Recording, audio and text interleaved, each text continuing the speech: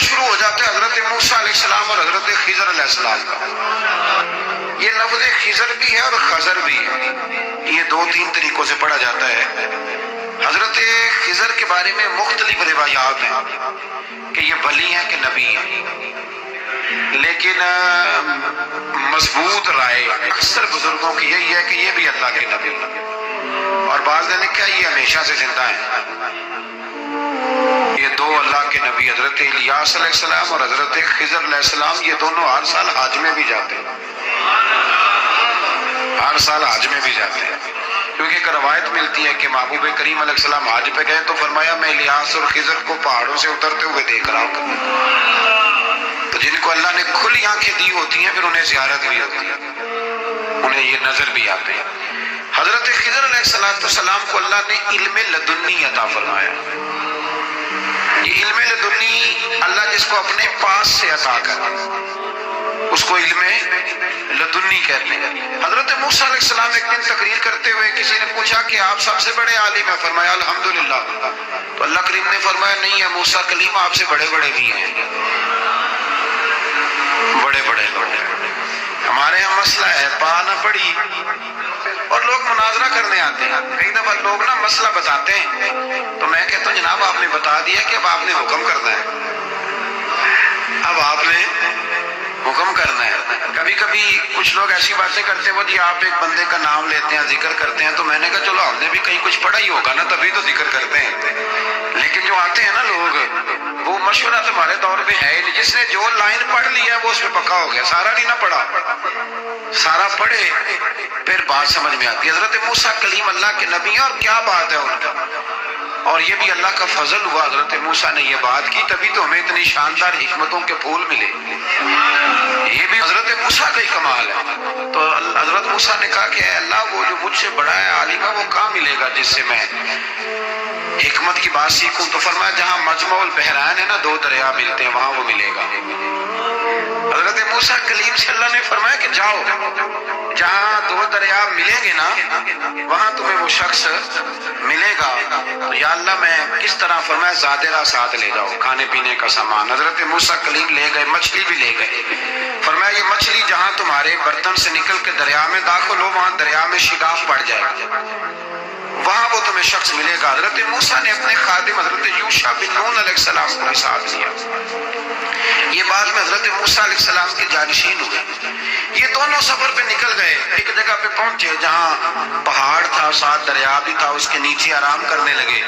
حضرت موسیٰ کلیم سو گئے تو یوشع بن نون علیہ السلام موجود تھے، مچھلی جھٹ سے نکلی دریا میں داخل ہو گئی اور راستہ بھی بن گیا۔ اب اٹھے حضرت موسیٰ کلیم جب اٹھے تو فرمایا چلو چلے، تھوڑا آگے جا کے فرمایا بھوک لگ رہی ہے کھانا تو نکالو۔ انہیں یاد آیا، کہنے لگے حضور مچھلی تو دریا میں چلی گئی تھی۔ فرمایا تو نے بتایا نہیں، وہی تو ہماری منزل تھی جہاں مچھلی دریا میں گئی۔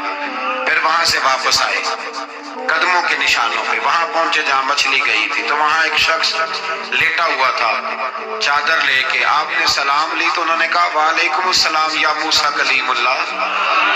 تو آپ نے فرمایا آپ کون ہیں؟ فرمایا میں وہی ہوں جس کو آپ تلاش کر رہے ہیں۔ تو فرمایا آپ نے مجھے کیسے پہچانا؟ فرمایا جس رب نے تمہیں بھیجا ہے نا اس نے ہی مجھے بتایا ہے کہ موسیٰ آ رہے ہیں، موسیٰ آ رہے ہیں۔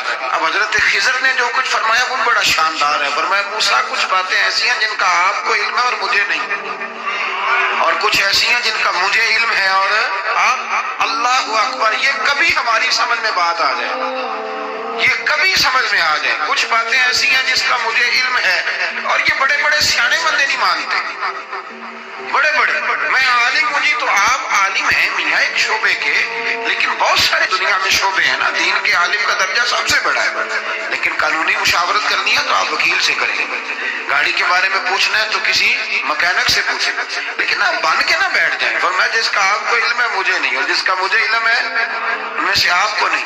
تو کہا میں پھر آپ کے ساتھ رہنا چاہتا ہوں اور میں وہ سیکھنا چاہتا ہوں جو آپ بتا رہے ہیں۔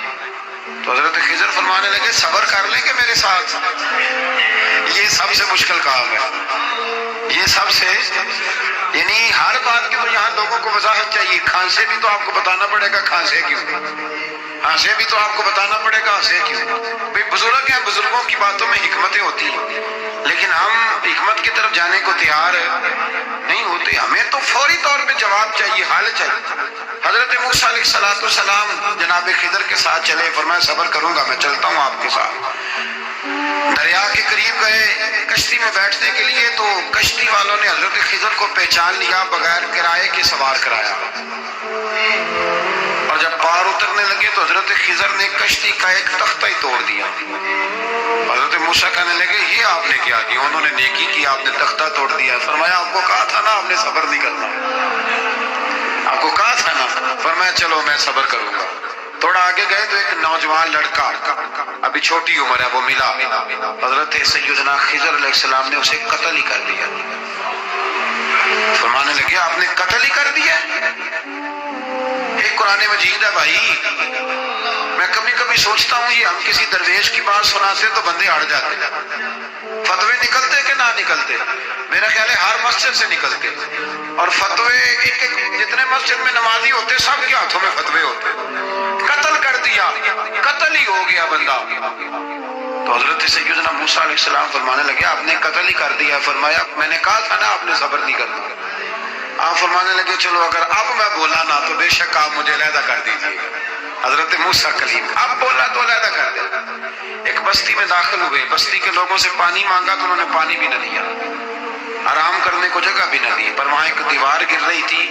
حضرت خضر علیہ السلام نے سیدھی کرنی شروع کر دی، ساری دیوار بنائی۔ تو حضرت موسیٰ کہنے لگے کن لوگوں کی خدمت کر رہے ہو جنہوں نے پانی بھی نہیں دیا، انہوں نے پانی تک نہیں پوچھا؟ فرمانے لگے بس بھئی آپ نے وعدہ کیا تھا کہ اب بولیں گے تو بے شک علیحدہ کر دینا، آپ بولیں اب آپ کا اور میرا ساتھ زیادہ نہیں چل سکتا، آپ بولیں۔ جو بول پڑے نا تو غلامی کرے تو رستے لمبے چلتے، اور جو بولے نا جس کو وضاحت چاہیے ہو وہ غلام نہیں ہوتا، اس کے ساتھ پھر باتیں لمبی۔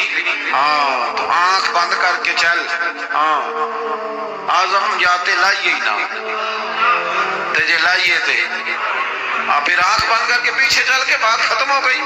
حضرت خضر علیہ السلام نے جب کہا نا اب آپ کا وعدہ ختم ہو گیا، فرمایا میں آپ کو جانے سے پہلے حکمت بتاتا ہوں، یہ وہ علم ہے جو اللہ نے مجھے اپنے پاس سے عطا فرمایا، یہ وہ ہے جو علم لدنی ہے۔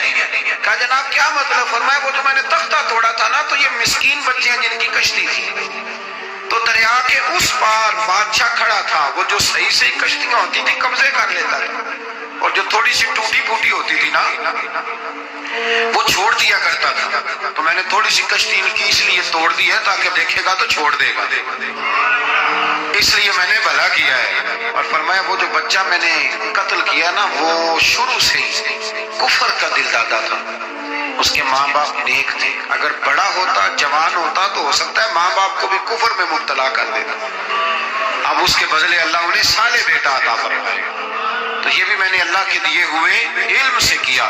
اور فرمایا یہ جو دیوار میں نے نبی ہو کے یا ولی ہو کے مزدوری کر کے دیوار بنائی ہے نا، اللہ اکبر، فرمایا یہ دیوار عام لوگوں کی نہیں، یہ یتیم بچوں کا خزانہ ہے دیوار کے نیچے، یہ گر جاتی تو خزانہ ظاہر ہو جاتا، اور بچائی اس لیے ہے کہ وَكَانَ أَبُوهُمَا صَالِحًا، ان بچوں کا باپ نیک آدمی تھا، ان کا باپ قاضی ثناء اللہ صاحب پانی پتی فرماتے ہیں ڈائریکٹ باپ نہیں تھا، 7ویں نسل میں جا کے باپ بنتا تھا۔ سن لے یہ بھی بات، ایک بندہ نیک ہو تو اس کی 7 نسلوں تک رب خزانوں کی بھی حفاظت فرماتا ہے۔